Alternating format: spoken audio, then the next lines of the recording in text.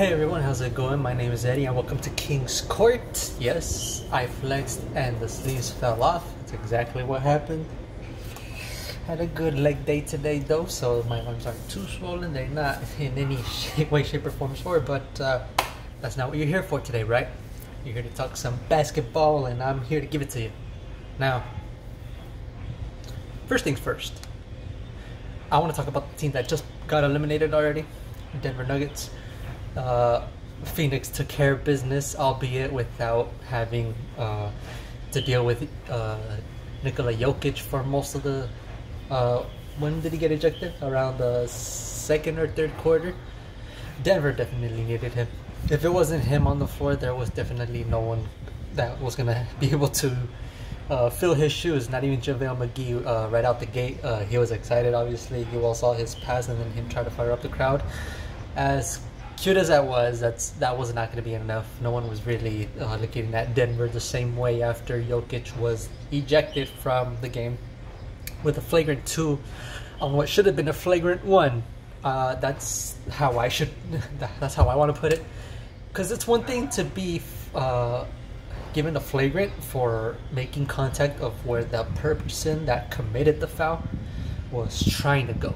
Let's say I went for a punch and I make direct contact with the person's face. That's a flagrant 2. There's malicious intent. There was contact or a non-basketball contact and intention to hurt. And I don't think Jokic was going for Cameron Payne's head. By the way, with the way Cameron Payne fell and was holding his head or face, whatever it was, I couldn't really tell what he was trying to grab. Nose, I suppose. But he sold it. I think if he didn't go down so hard and like just stay on the floor, I think Jokic would have had a bit of a lighter judgment. Also, what didn't help the case was Jokic obviously backing down Booker after Booker ran up to Jokic. Jokic was not going to back down. And deservedly so. I guess he was frustrated. He was frustrated that he didn't get the foul call, I guess. And, he just... I was going to say overreacted, but if you're down 3-0 and you're not getting the foul you think you deserve, tempers will flare up. So that's where I am with that. But like I said, Cameron Payne, he sold it. I mean, if he was really hurt as badly as he was acting, he shouldn't have been able to shoot 2 free throws and make each one of them.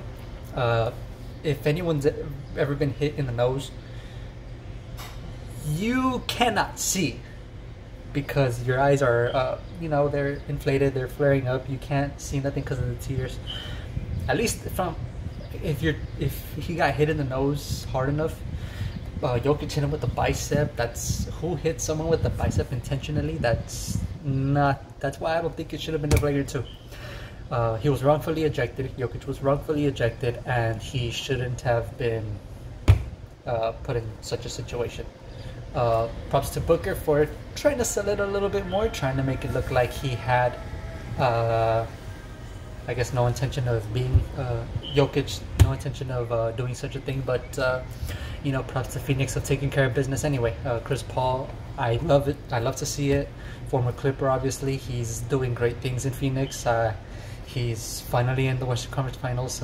He's breaking out his little curse, as a lot of NBA fans or Chris Paul haters like to put it. That's what we're witnessing, and I'm just glad Chris Paul has the ability to move on now. And why not talk about his former team, the Clippers, right? What I have to say about the Clippers, Saturday was definitely nerve-wracking for me. You don't want your team to be down 2-0, but the Clippers, hey, they managed to pull it off. Thankfully, Mike Conley is still not playing for the Utah Jazz, and even today, it was already announced he's not playing tonight. It's a good time for the Clippers because it's one less ball handler and one less defender that they'll have to deal with, and a proven playoff player back in his Memphis days. I definitely think he is. He's gonna do some damage I'm not necessarily sure how much, but I think he will be able to do a thing or two upon his return to the playoffs or to the team. Period. Even with the minutes restriction, say that he does get a minutes restriction, I definitely don't think that the Utah Jazz will play out, but maybe that's just my bias, of course. Let's talk about Paul George. He's finally being aggressive. He's going into the paint, battling Rudy Gobert, the 3-time Defensive Player of the Year. He's looking nice right now. He's not looking afraid. He's taking shots off the dribble, and he's pulling up from 3. He's got his mid-ranger going, just like Kawhi has. And that's exactly the Paul George you want to see if you're a Clipper fan. Even if you're just a Paul George fan, you're definitely tired of hearing all this criticism he gets. And it's granted, because Paul George has not been the best.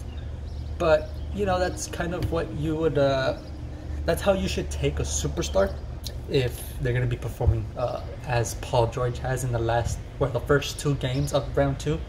And even in the Dallas series. He just hasn't been consistent. And assuming that he keeps this up, those playoff P nicknames, they'll definitely go down, and it'll be better for Paul George if he keeps that crowd quiet. You know, you want to let that go. You want it to be the past. So just... I dropped the knife with my elbow. Thank God I'm not cut. But, on with the video. Kawhi Leonard obviously showing up. I don't have too much to say about him because he's been phenomenal as always, our best and probably most consistent player apart from Reggie Jackson. I love the guy. I know a lot of people on the Clippers nation have thought otherwise, but I've always had this little inkling thinking, you know what, Reggie Jackson's gonna pull through, because you know he was a starter in Detroit. He had his moments over there, and he's very I like his caricature, however you want to call it. But he plays with the chip on his shoulder. He has a good time out there. He doesn't care if he's putting the team back on his own. He sees his teammates doing a good job on defense or offense. He's doing stuff to get them going too. I mean, if you saw Terrence Mann take the charge, you saw Reggie Jackson pointing at the referee and then just kind of rolling his other arm while taking one knee. That's the kind of attitude you want Reggie Jackson to have, because if he's having fun, he will definitely hit his shots and he will be playing as hard as he possibly can. Through 3 games, he's been a breakout star. Granted, if he was not playing as well as he has been, Clippers would not be in the position they are in right now. He's, from all the role players, I think he's been the most consistent player. Nick Batum hasn't been. Marcus Morris hasn't been. And I definitely like how Reggie Jackson is playing for the Clippers. Now on to Terrence Mann, who I've also loved through a lot of the playoff games he's had. Tyronn Lue's got to keep on playing him.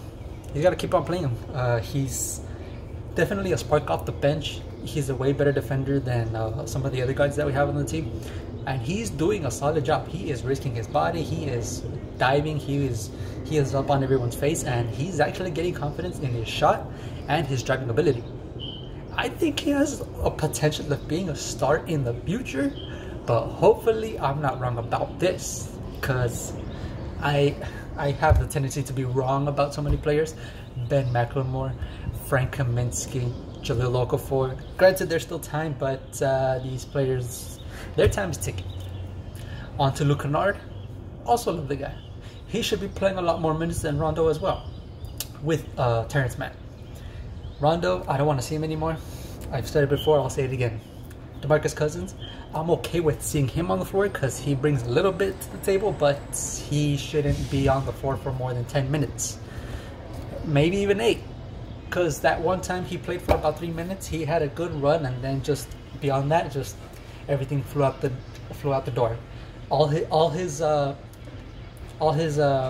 guess best plays, they were just completely canceled out by his poor decision on defense or fouling or whatever it is.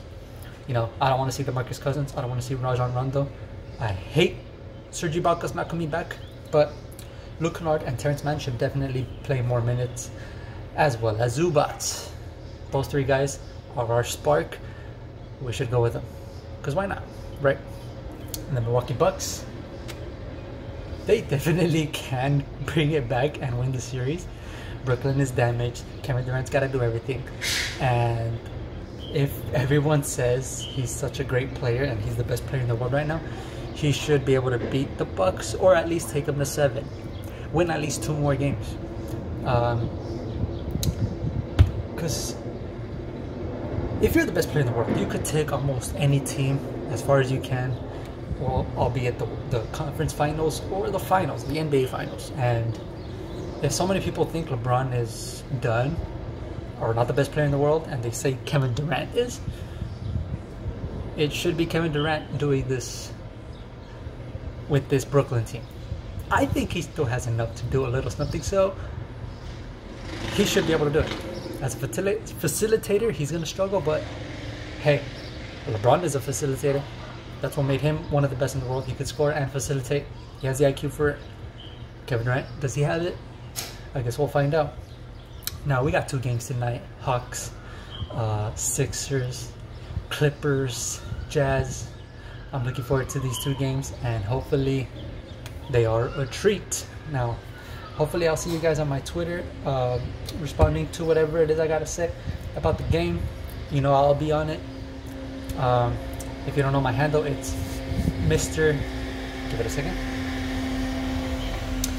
It is Mr. _E Reyes Barron on Twitter. Follow me on there, and then I'll see you guys on the next video. Alright, I'll see you tomorrow. I'm out. Thanks for listening.